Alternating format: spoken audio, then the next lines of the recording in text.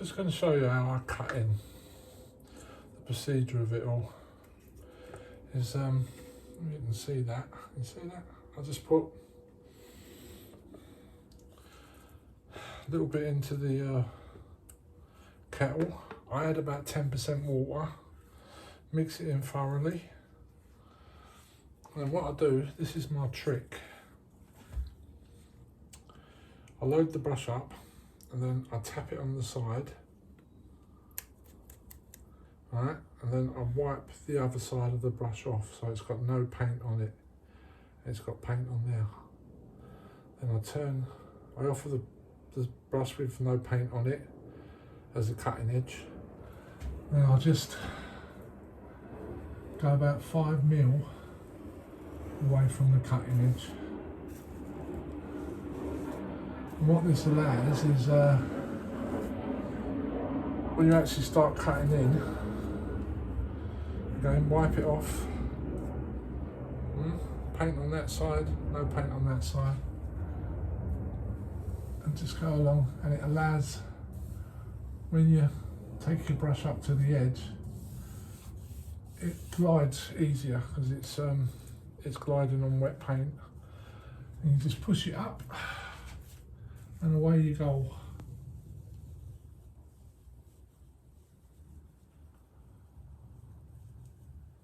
And what this means is that you're not pushing any fat edges up. It's easier to work with. Brush your paint out.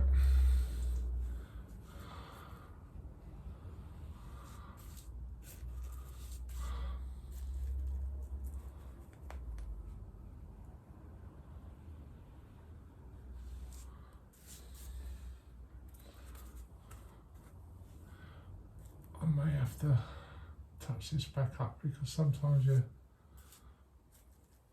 touch the walls, but you keep going until you're happy.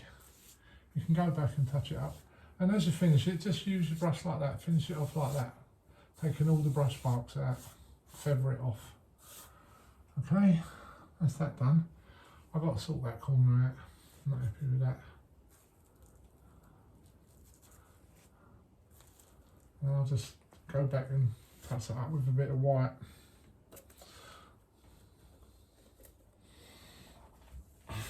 Another bit.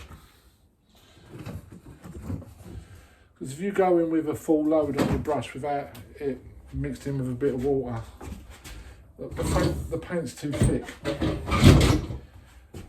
And it's hard to manage. This way, it works, trust me guys. Right, Dan, paint on that side, none on the other. About 5mm away.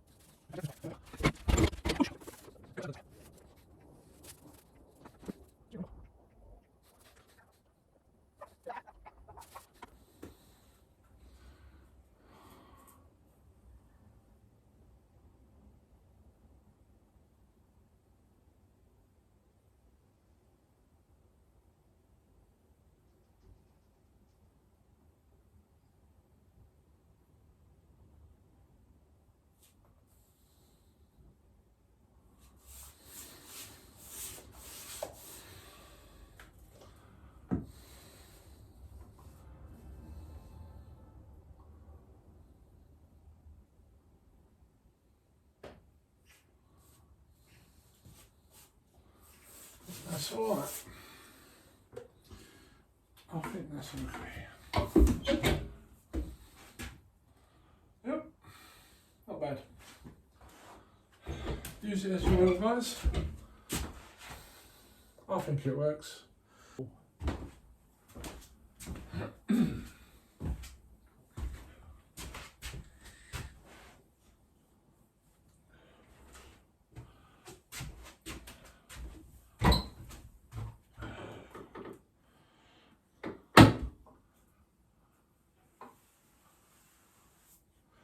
glasses on. I'm not blind, but it helps.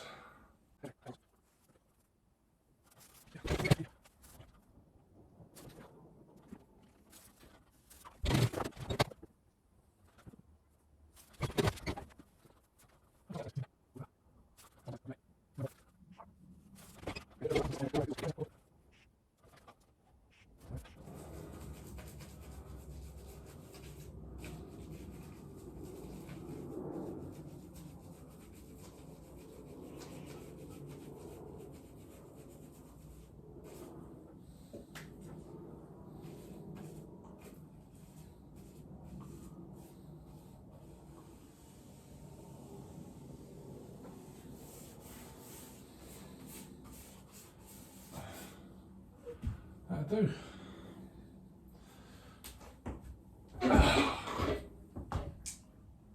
It's not bad.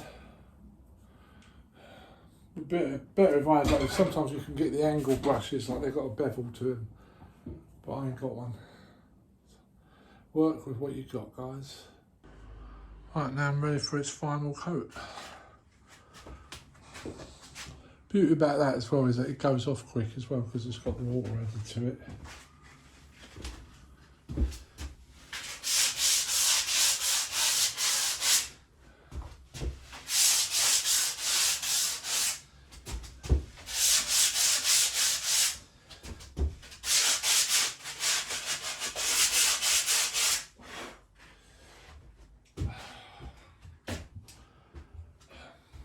What I find is like, because you're glossing and you're this, that and the other, undercoating, and when you're putting this final coat on, it's important that you give it, if you've got any gloss on the walls.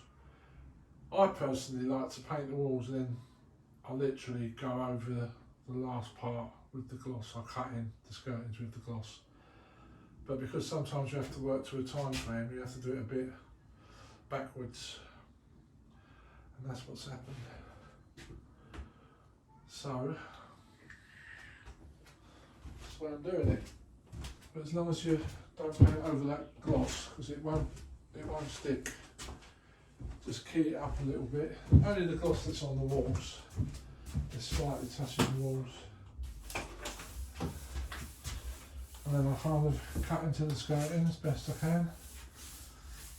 And then I start fine tuning it. Make sense? Hope so.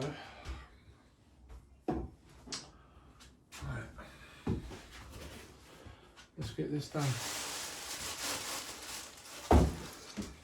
It's like Groundhog Day. You finish one bedroom and she's having all the same colour, so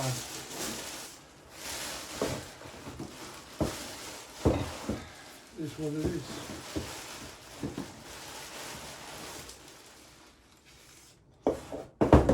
Always at the end of the day I put my trays and paint in a bag and it'll last a good week as long as you load it up with the paint and kind of wrap all the bag around it.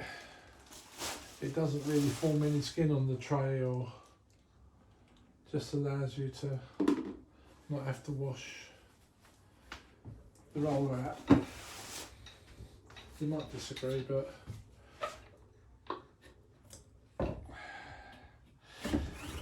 works for me. Alright. Load up.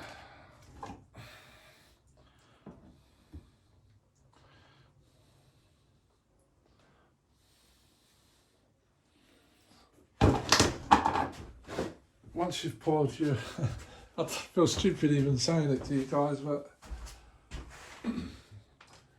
once you've poured your tin out into your tray, give that tin a little wipe around the edges, because what you'll find is all the paint will run down the tin. I've seen some people, like, they put tape over the top of the tin and it doesn't even touch the edges, but I can't bother with that. Right, so I'm about to, the beauty of this now is that I haven't got to be particular. I haven't got to go right up to that edge. I can stay low.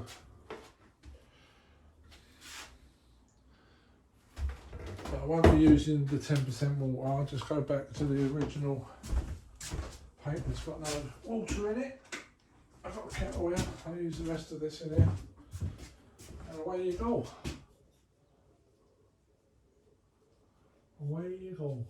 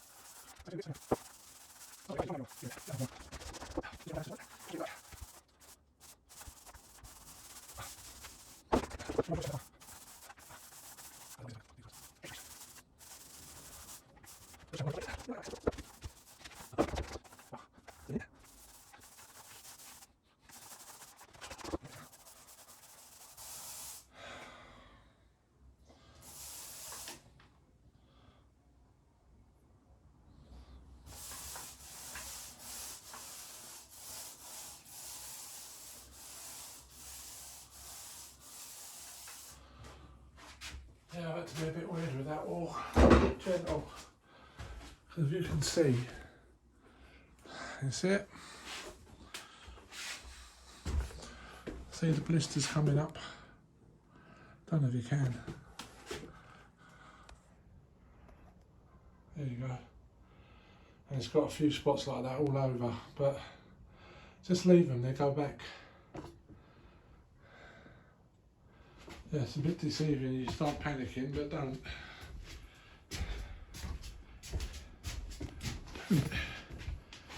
Be cool. Where are we?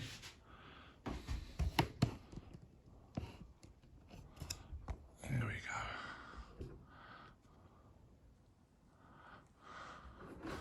Let's get this wall done, eh? One more. One wall done.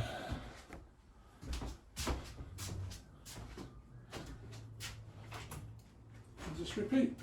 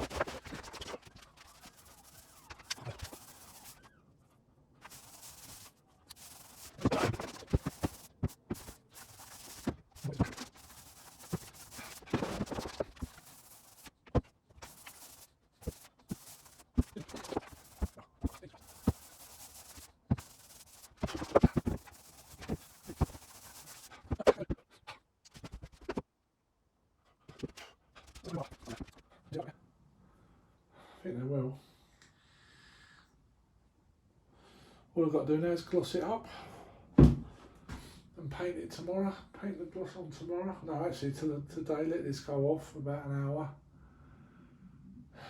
Gloss up the skirtings and everything, touch up and fine tune it. Then I've got to paper this wall. I'll show you what I've got to deal with. This is what happens when you're working in old houses.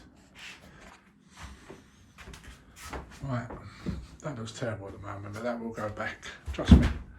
But you can see already that the bubbles have gone back now. You look at this window, how badly it's put in. It's about 15-20 mil wonky.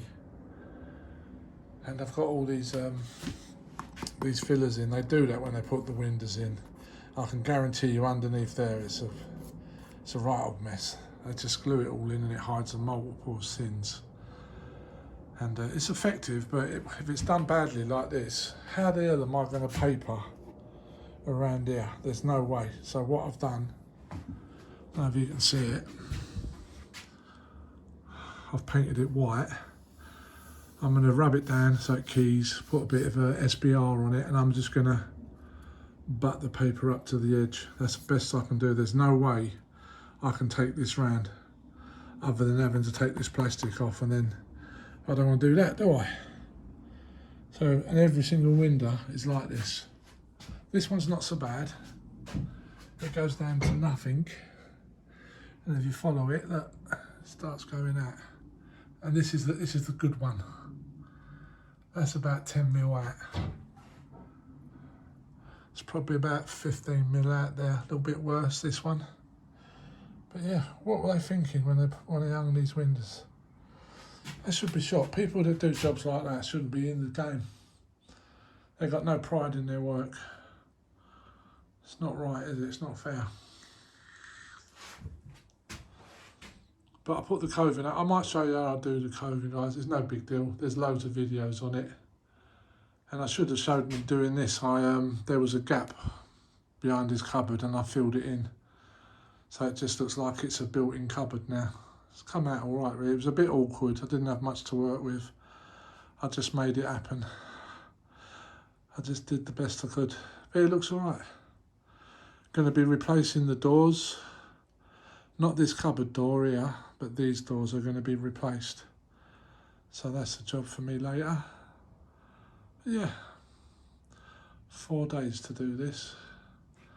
That's to strip it, to put the coving on, and to put this in, which was a bit of a mission. I had to get 3x3s and plasterboard, but then I plastered it all and made it all look kind of seamless, you know what I mean? Because this is where, in this corner, that's where it meets, new meets old, and I had to kind of blend it all in. As you can see, the cutting in is not that bad. I think it's a good trick. I've got to give this another coat, so don't go picking holes in me. I call it snagging. You've got to go around and just keep going until you've got everything, you know what I mean? Until you're totally happy. Like I say, it's an old house, and you can only work with what you got. And trust me, this looks 10 times better than what it did when I first started. So, a lot of cracks and stuff like that, so. But if you spend the time on it and keep going at it, like, you'll get somewhere with it, you know what I mean? But yeah, this is finished, apart from the glossing. Happy days. Move on to the next. I'm in the passage next, doing the hallway.